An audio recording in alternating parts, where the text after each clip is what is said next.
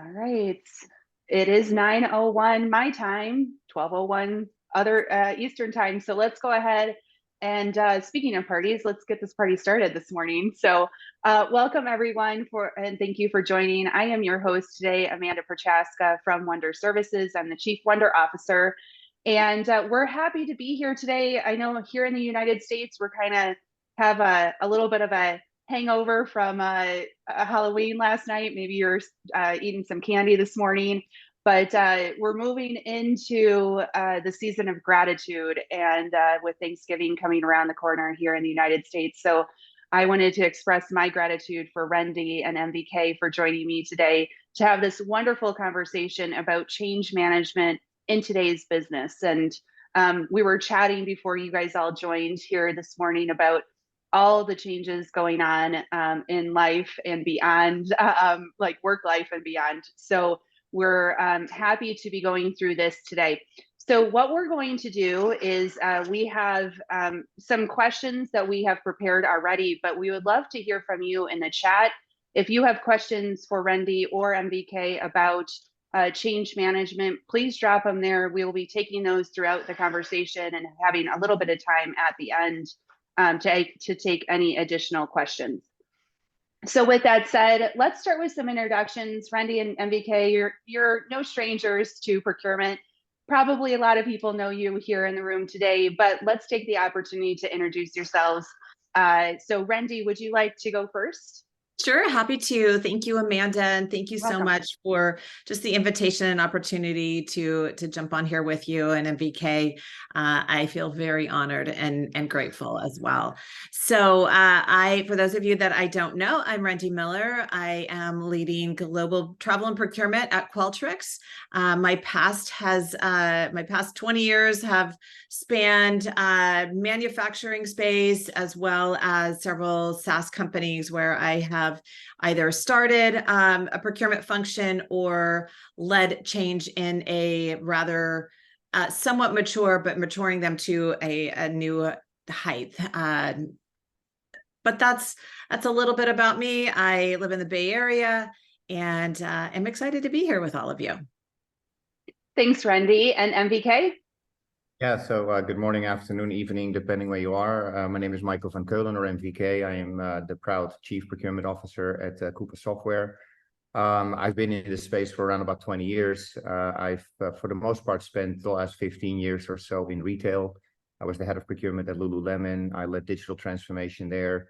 And I did the same at VF Corp, both apparel companies in the retail space. I was born and raised in Amsterdam. I've lived in 5 countries, and I've probably moved more than 10 times in the past 8 or 9 years.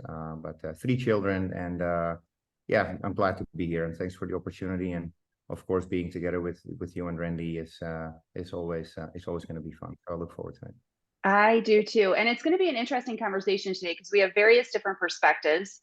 Obviously, we're all previous practitioners or still practitioners, but so I'll be bringing a little bit more of the consulting spin on this, what we do at Wonder Services. Rendy is still very much in a practitioner seat, and MVK, you kind of cross over a little bit between practitioner and you see a lot of clients at Coupa. So we'll have a very well-rounded viewpoint, I think, on this topic today. So thanks again for bringing your expertise to the table. And let's go ahead and dive into the first question. And Rendy, I'm going to start with you first.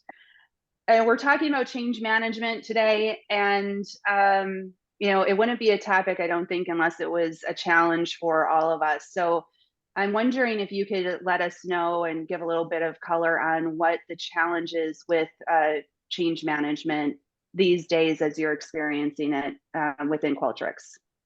Sure. Well, with all the change that we've all experienced over the last 3 years, we should all be experts and we should know this, you know, like the back of our hand, and it should be easy. Unfortunately, it's not. It doesn't, I don't think it gets any easier.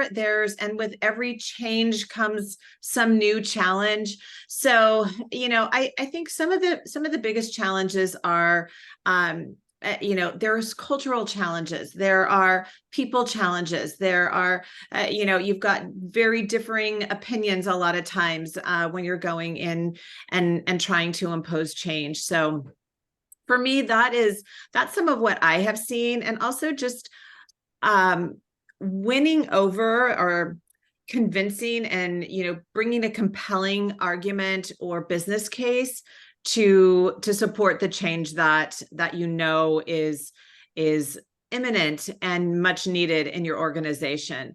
So those are, and I'm not new anymore, almost a year now into Qualtrics, but with every new venture that you embark on, there's this learning curve for a while.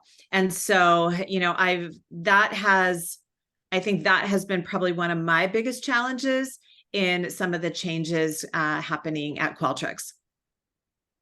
Awesome, Randy. Yeah, that it feels very familiar to me. So thank you for those insights. MBK, would you like to add anything additionally to that answer? Yeah, I mean, of course, always great, Randy. I think, of course, the last 3 years, 4 years, 5 years, there's been so much change that was done to us without necessarily us being able to influence it, right? I mean, we all of a sudden had to work from home, and we were in lockdown, and then we saw economic disruption and uncertainty and interest rates, and going to the shopping every now and then kind of gave me a change in terms of how much money I had left in my wallet when I walked out. So my point is there's so much change going on in the world. There is social unrest, and I think we're all getting really tired of change. And so we call it change fatigue, or however you call it. So I think we have to recognize the fact that everybody is kind of going through lots of change in their personal lives and in their professional lives. And I think the biggest challenge is just how do you find the right balance between, the business and priorities that the business has versus all of the changes that are happening. I mean, right now at Coupa, there's lots of change. We actually just announced our new chief executive officer. And so we're excited, but at the same time, that's going to drive change. And so I think the biggest challenge we have right now is, the way I see it, is no one ever liked change. I know I don't, my age. And there is a certain level of fatigue out there, and a certain level of, hey, can we just kind of maybe, so I think, to me, the biggest challenges out there are the uncertainties, the constant change. It seems to be the new normal. How do we adjust to that? And to me, that is the biggest challenge that I see out there today. Yeah, and MBK, it's an interesting point, because there's change that you might be leading in organizations, but there's an awful lot of change that's going on that we're not leading, that we have to adapt to, like in our personal lives, in our professional lives, in just the supply chain challenges alone over the last couple of years. Organizations had to adapt really quickly to those situations. I want to share a story, though, and this is something that I think would be incremental to both of your answers. And it has to do with my daughter. So about 6 months ago, we were our current house that we're renting is up for sale. So we were looking at other alternative places to live, and I found this amazing house, like just out like something that I never thought that we would be able to buy or even rent. It was just the perfect house in a good location, good neighborhood. And I was like super jazzed about it, like really, really excited. And like, as a leader, we can get that way sometimes. Like we're leading a change and we get really, really excited about something. And so my 11-year-old, we were driving somewhere, and I was like, Ray, I cannot wait for you to see this house. Like it is just absolutely amazing. You're going to love it. It's going to be so, just such an amazing fit for our family. And then her response was, I don't want to talk about it, period. And I was like, what? Like, what do you mean? And she's like, I don't want to move. I don't want to talk about it. I just don't. And so then, me being the awesome change leader that I am, I got frustrated with her. I'm like, what are you talking about? How could you not be excited about this? And my husband stepped in and started asking her some really good probing questions, and come to find out she was worried about moving away from her friends that are in our neighborhood. And so she didn't want to do that. And I share this story because I think it's good to recognize that there's change going on all around us, change within within business, within just the world in general. And each individual has their own reaction to it, right? At the end of the day, change is an individual response. And I think that's what makes change so difficult, is because when you go out to an organization, you have 3,000 people that need to move through a change. Each of those 3,000 people are going to have an individual reaction to that change. And so being agile and listening and having a very robust approach to how to understand how people are reacting to the change, I think is critically important. And it's the hardest thing to do. So Yeah. remember my daughter, I guess, that story as you're leading change, because it was a good reflection point for me to remember that everyone is going to have their own reaction to the change. Yeah, totally. So true. Yeah. All right. Well, so Randy, let's talk about specific stories here about maybe some change that didn't go well in your past, and why didn't it go well? And then we're going to talk a little bit later on about how to maybe approach change so it does go well. Well, Amanda, you have just made me feel very comfortable in your story about your daughter, because I did really the exact same thing. It resonated so well with me because I did this same thing to my team coming into Qualtrics. I, thought I was coming in and we were going to make these big changes. And I literally thought I was coming in wearing a cape and I was going to be their hero and, change their world. And this was going to be so much better. And I realized that I thought, why are people not excited about this? This is going to be so much easier and so much better for them. And I couldn't understand what was, why I was getting all this resistance. And I realized I really needed to take a step back and understand, they were feeling like we put all this in place when we didn't have a leader, and they felt very invalidated. And, so it was a huge miss on my part to not recognize, their feeling. And I think that is such an important thing in change, is recognizing that these are people that are being impacted. And whether it is the most amazing new house for them, or the most, perfect new process, and there's no such thing, but, a better process, that it's not, there's that comfort level with what they know. And I think that is one of the hardest things for people to let go of, is that comfort zone that they're in, and, moving out of, into something new, and moving out of what has been, typically very comfortable for them. And then also just recognizing the work that they had put into it and validating them for, the work that they had done, basically while they were without a leader for quite some time. So that is my personal story. And, I really had to take a step back and kind of follow my sword and say, look, I am sorry that I kind of just, bull in the China shop, ran through here and, started to impose all this change without really understanding where the team was coming from. And BK, help me out. And it's quite, I can totally resonate with that. When I was at VF Corp, I moved from Europe to the US and was asked to lead a global procurement transformation at the Fortune 300 with all these brands, Timberland, Vans, and North Face, and 35 others, whatever.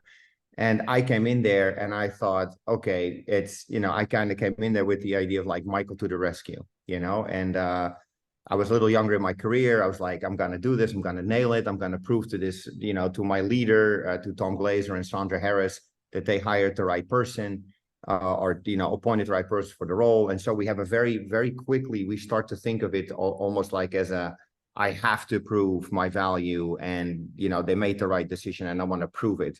And as a result of that, I immediately went at like 200 miles an hour. And I still remember, like 2-3 months after, I looked around and there was nobody there. It was just me. And And so I really resonate with what you just said, which is sometimes going, slow down to speed up. I know we all say it, but nobody really does it. Yeah, it does look like Amanda's internet is down, which is fine. Love for her to come back.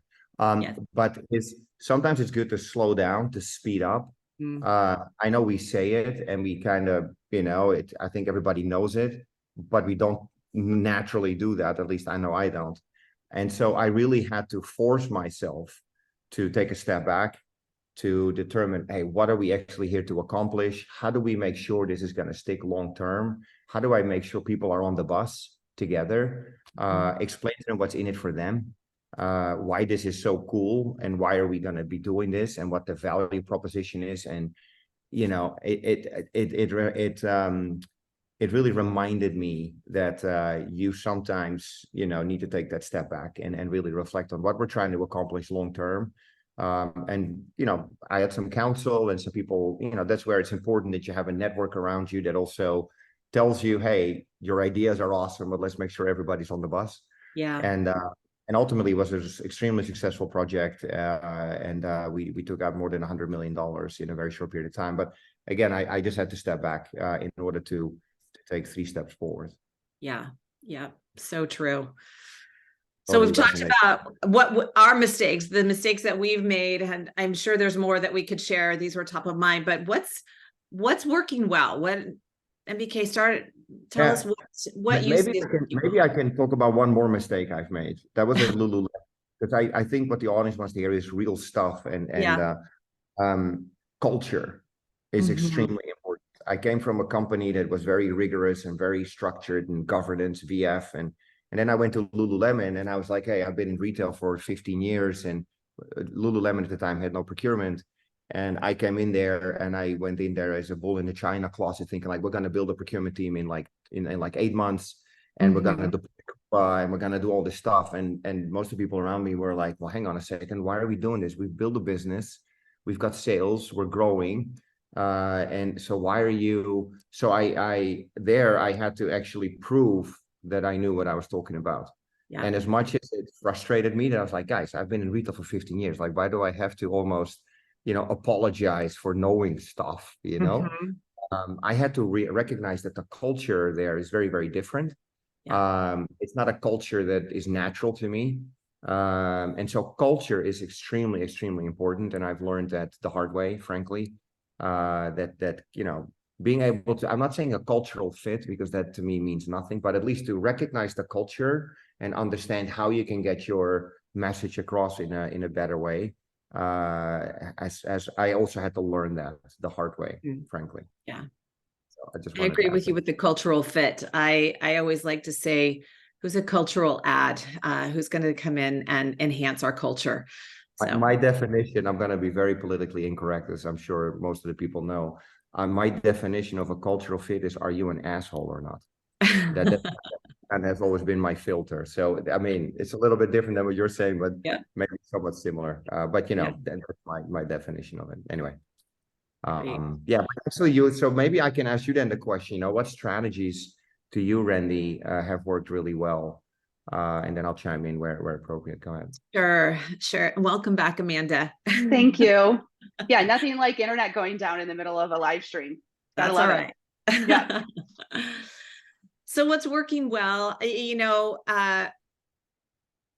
really for me, what has been successful is, first of all, starting early, like thinking about change management very early. Like it is, if you're thinking about it when you're ready to launch and ready to go, it's too late. So you really have to start laying that foundation very early on. And that comes from laying that foundation comes from all the things we just talked about that we didn't do well. And that is, stakeholder engagement and getting their buy-in and really understanding what is important to them and how this is going to impact them or affect their, working day. And understanding like why it might be hard for them to accept this change, and spending that time. I think that is what is so important. I don't think we spend enough time on actually planning out change management. And we think it's going to be easy, and we're going to send out a communication. And like I said, what I did when I came into Qualtrics and made some changes that, I thought everybody was just going to go, oh my gosh, this is amazing. She's the best leader ever. And it was not the case at all.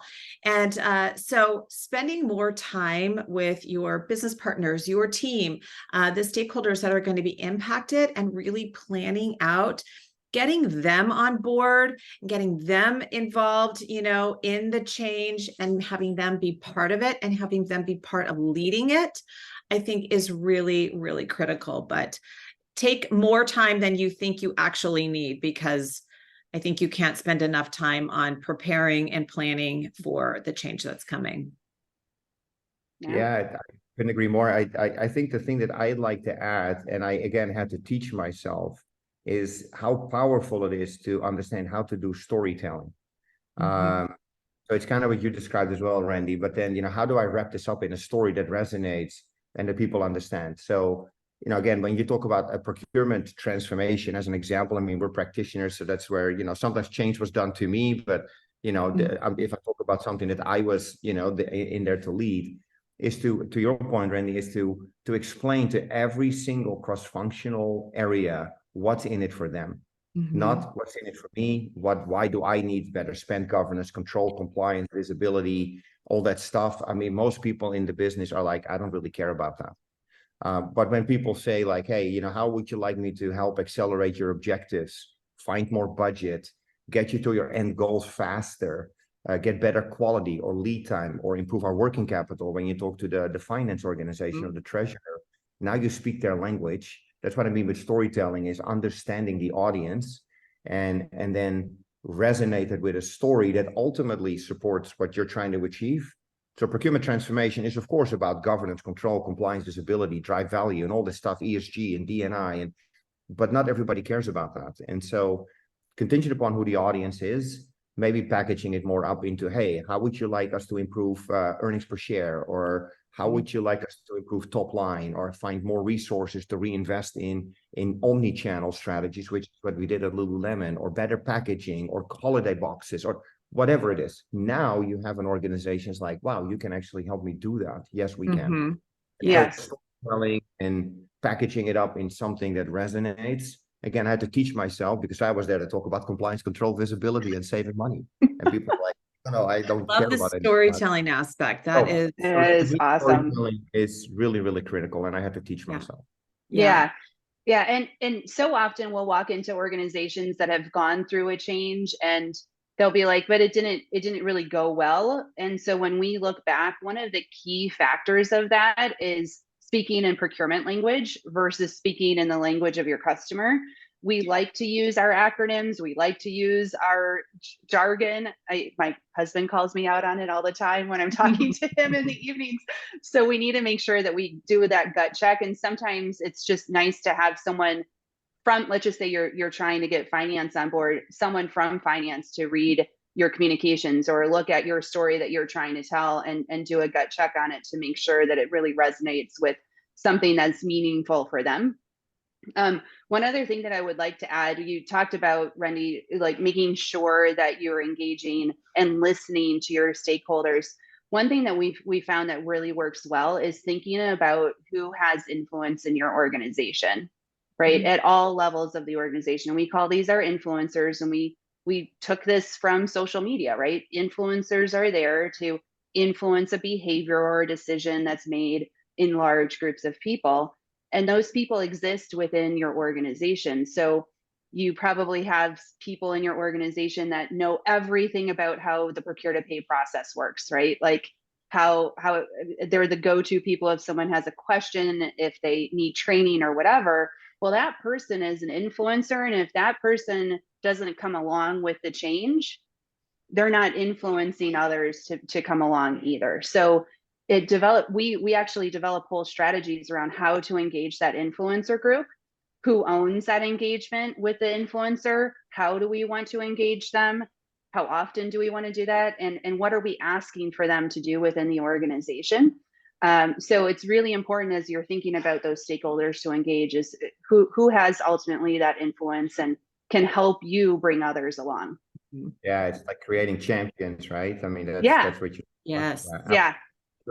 Yeah, what we did at Lululemon when we rolled out Coupa there is we identified a few champions in the retail space, and they actually, we didn't have to convince the retail stores, because every store at Lululemon is an entrepreneur. Every store manager is considered an Right. entrepreneur, and so you almost had to, persuade or convince every store manager. Well, that's virtually impossible. It's like 400 stores. How on earth are you going to do that? So the way to do that is couple stores that we knew the store managers are very forward thinking, really collaborative, are looking for ways to digitize their spending.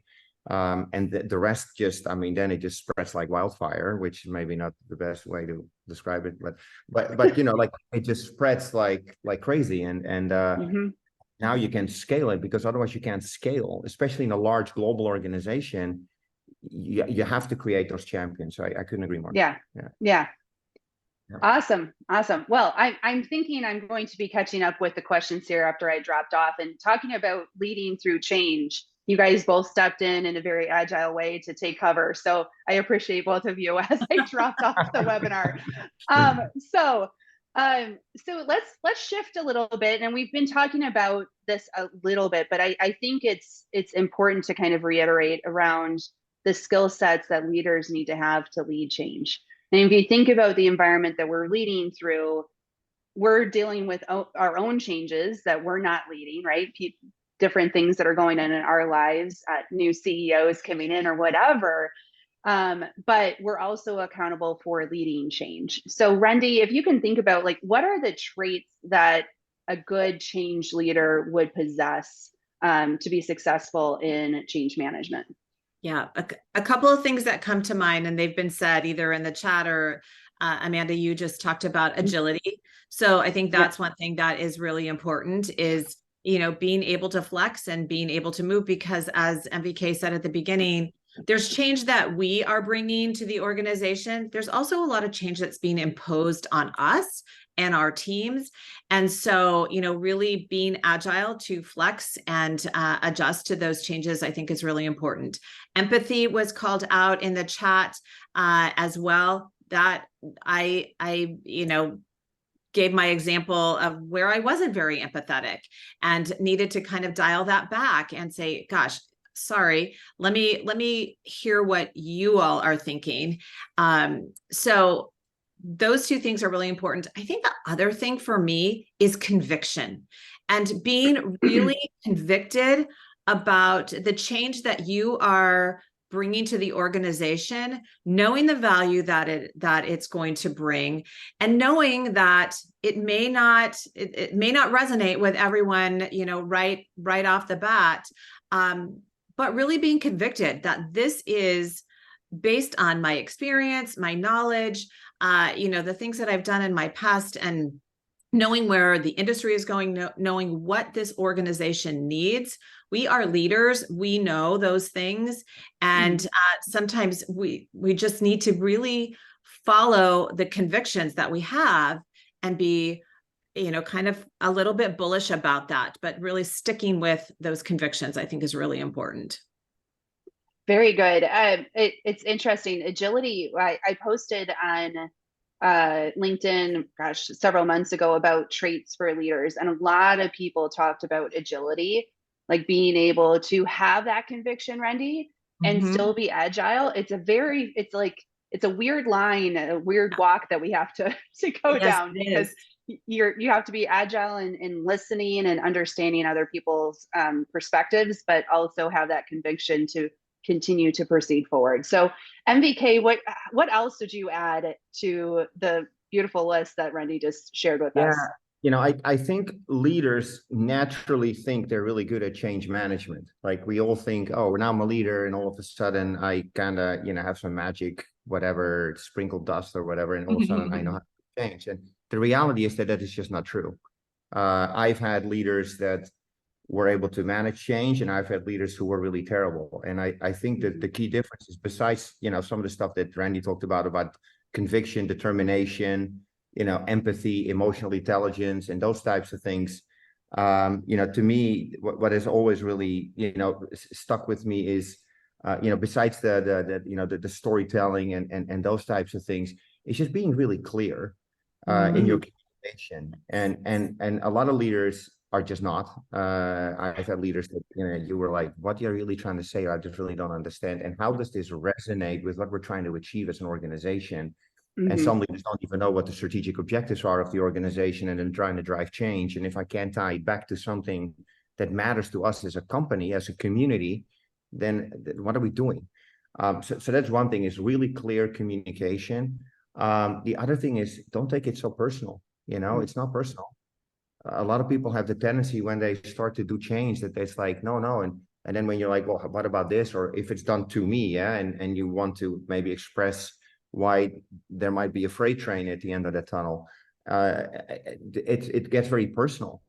And I always say, like, guys, it's not personal. It's at the end of the day, this is business, and we're trying to maximize the potential of this organization by optimizing the value, or whatever your objectives are.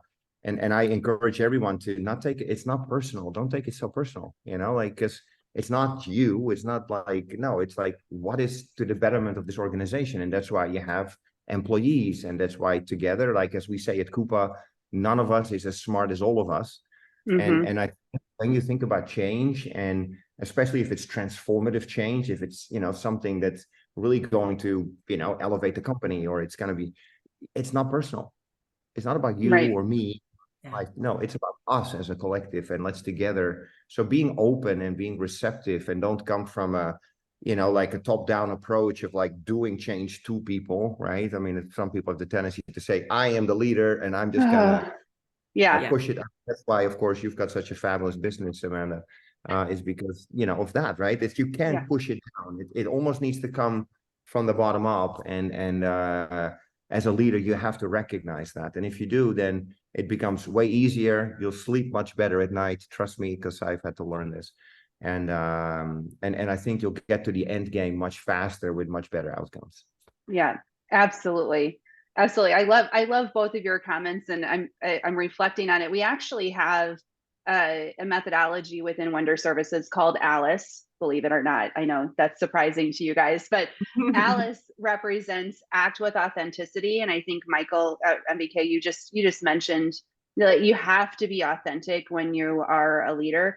Not everything is going to be sunshine and rainbows when you go through a change, right? The more authentic we can be around, hey, this is for the company, it's not you personally, but it's also going to be hard at times. Like any change there's an effort involved in making sure that it's successful at the end of the day. Yeah, can I add one?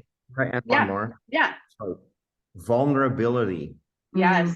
Something that no one is comfortable with in the workforce. Yeah, I mean, even in my ask my wife, even in my private life, I'm sometimes like, but professionally, it is very hard to be vulnerable and admit, guys, I don't have all the answers, and that is fine. If you talk to my team today or at Lulu, I always said, I don't need to be the smartest person in the room. In fact, if I'm the smartest person in the room, it actually would be a disaster, because no, but my point is, like, I want in my teams always, if it's changed to my team, or if it changed, like, vulnerability is extremely important, and but it's not easy to do. Even like, it's not easy for me to, but I think it's very important to say, hey, we're going to do this thing. If you're leading the change, right? If you're the change leader, but to then say, I'm going to need all of you. I don't have all the answers. I think, you immediately kind of maybe break down some and humility is another one. Absolutely. I agree.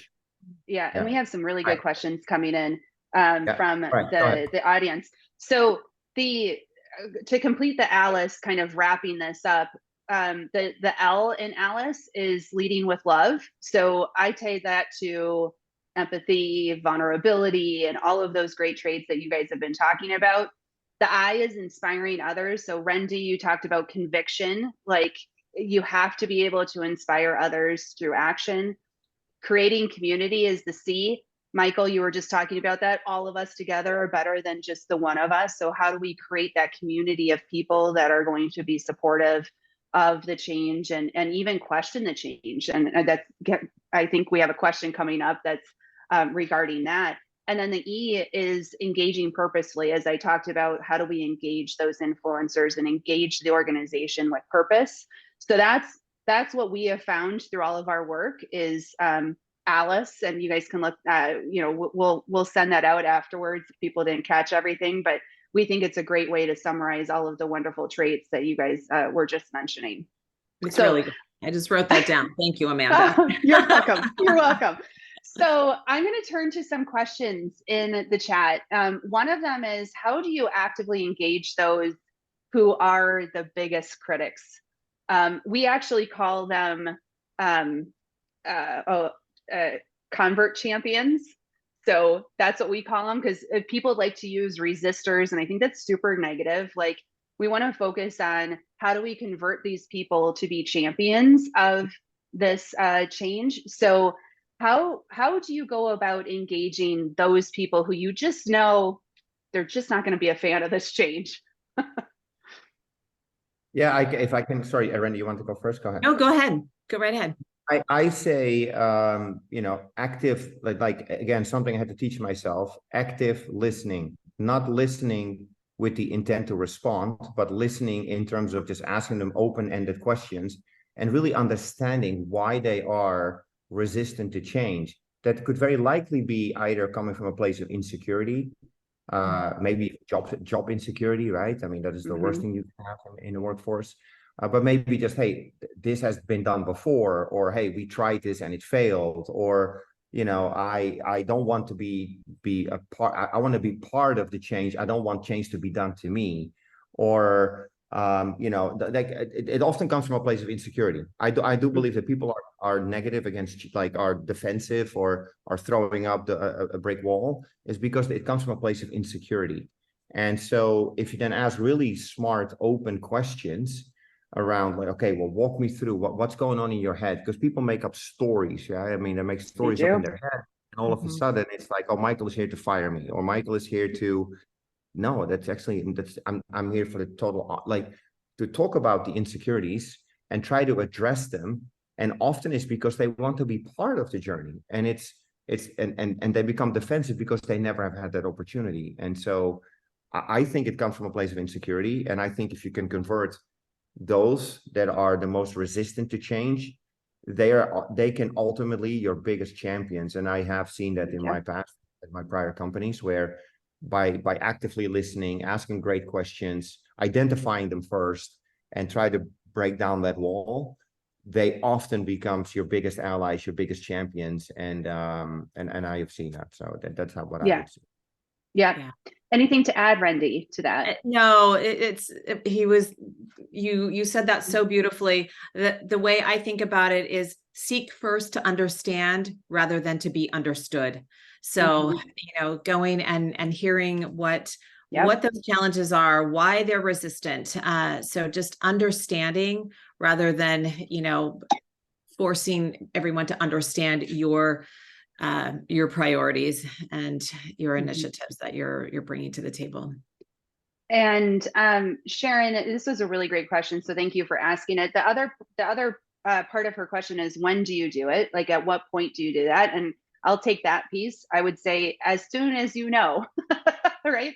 So in my past experience and what we see with our clients is that you already kind of have a gut feeling of who's probably not going to be on board, right? Based off of previous changes or other things that have happened in the past, where you're like, I just know that Jane's just maybe going to struggle with this. So start early, because as MBK mentioned, people create their own stories, and that creates their reality, period, right? That's how it goes. So if you can identify those people early and start working with them, you're going to be better off. But don't forget, that's a constant cycle. So at MGM, when we were going through our Coupa implementation, I had a huge fan, like, she was a super fan, champion of what we were doing. And then she got a new job, and she then was accountable for bringing in an ERP, which then created friction between us and Coupa. And so she became not a super fan almost overnight. And I understand she was motivated to do well in her job. There's no fault, no follow there, but like, but I didn't follow along with it and it became a huge problem.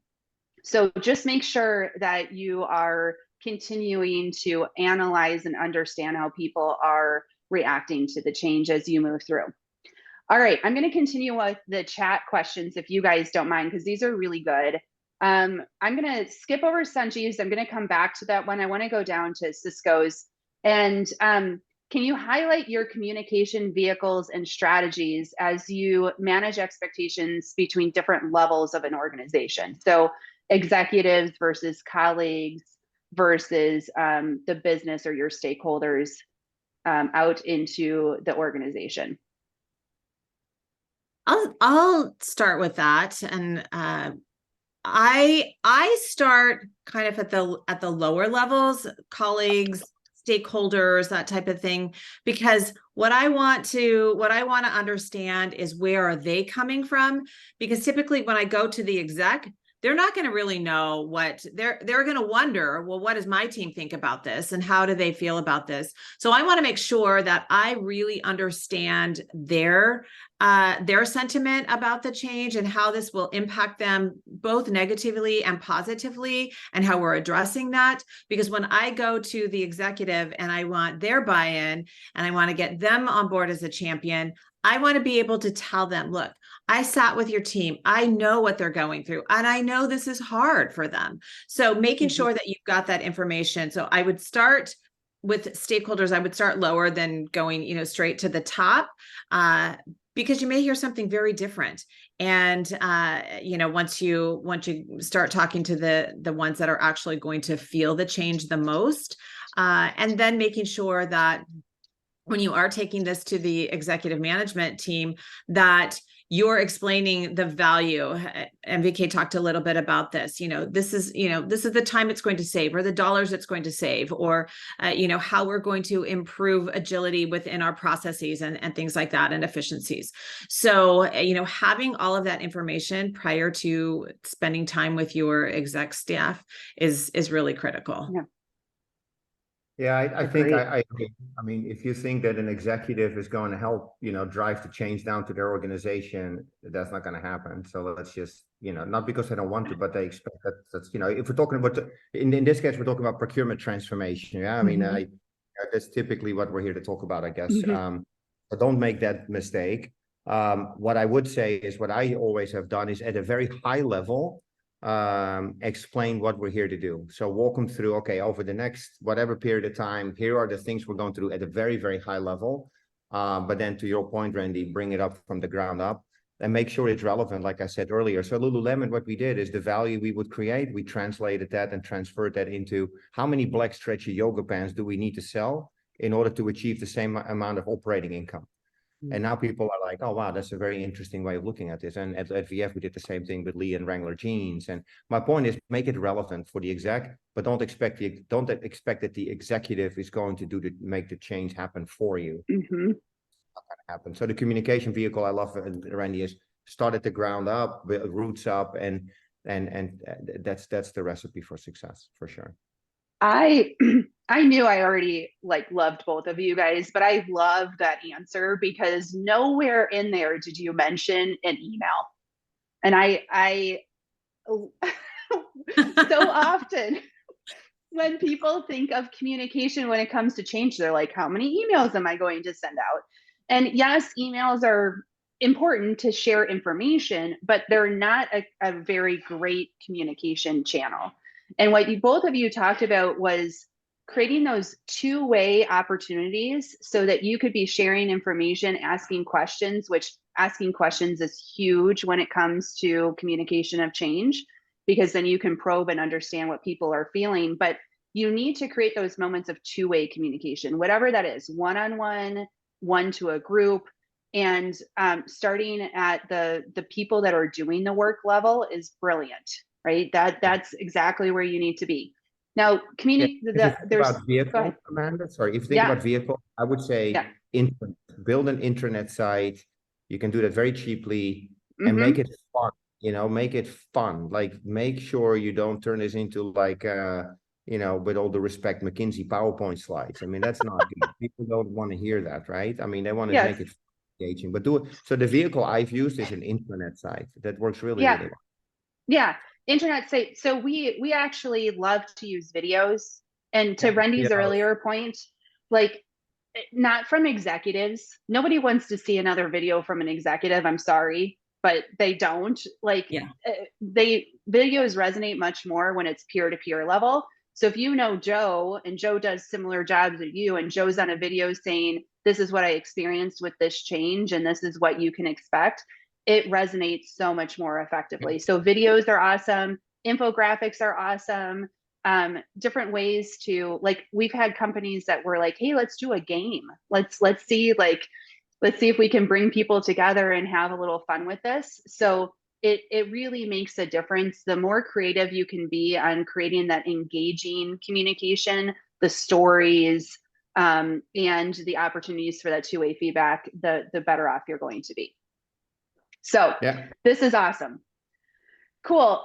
So I'm going to go back because there's more questions coming in on the chat. The one that I skipped over from Sanjeev, I wanted to talk communication first because I think it ties in a little bit, is how do you identify and engage change influencers? So I mentioned influencers, or some people call them champions. We like to use the word influencer because sometimes if you use the word champion, just random people get selected for that role. So change influencers, but how do you identify and how do you engage those people? So I don't know if you guys have any ideas around that. And no, so I did try to reply. I mean, some you just know because you've been working with them and you know that they just, love change. Some people just love it.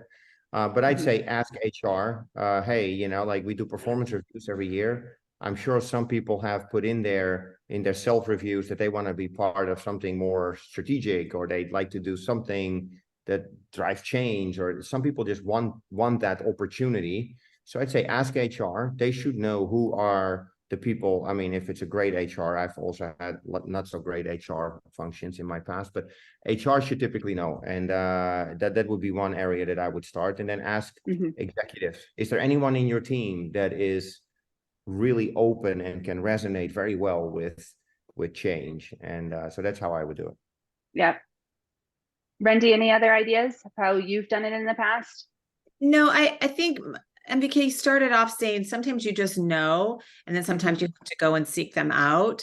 So I think it comes back to having those conversations, those one-on-one open conversations. You're certainly not going to send an email out and say, hey, who wants to be a change champion with me? But having those open dialogues and conversations and asking around, particularly I'm using, kind of drawing on my experience just from the last year or so, being at Qualtrics and not knowing everybody and being remote. And, so I really have to rely on my team or people that I do know and to start making those connections. And, so sometimes you have to kind of go and seek them out, and you got to dig a little bit for them. I think asking HR is a great way to do that. But, going into, maybe the marketing area, or your comms team or something like that, to say, who can help me if your company doesn't have a formal change management team. I've been fortunate to work at companies that have had that, but then some don't. And so, going in and talking with your comms team, I think is really helpful too on, how's the best way to communicate change within this organization, particularly if you're new and you're still trying to, kind of find your feet. So absolutely. All great answers. And Rendy, I love the example of being new to an organization. It's awfully hard to figure out how to navigate, and you have to build a lot of trust and understand who to trust and build from there. But one of the things that we have learned over time is middle management. Middle management is largely untapped when it comes to change. A lot of people focus on the top, they focus on the bottom and forget about middle management. Middle management people know an awful lot about your organization, right? They know what executives are doing and what they're not doing, who has influence, who doesn't have the influence. They also know in their teams who is driving the influence forward.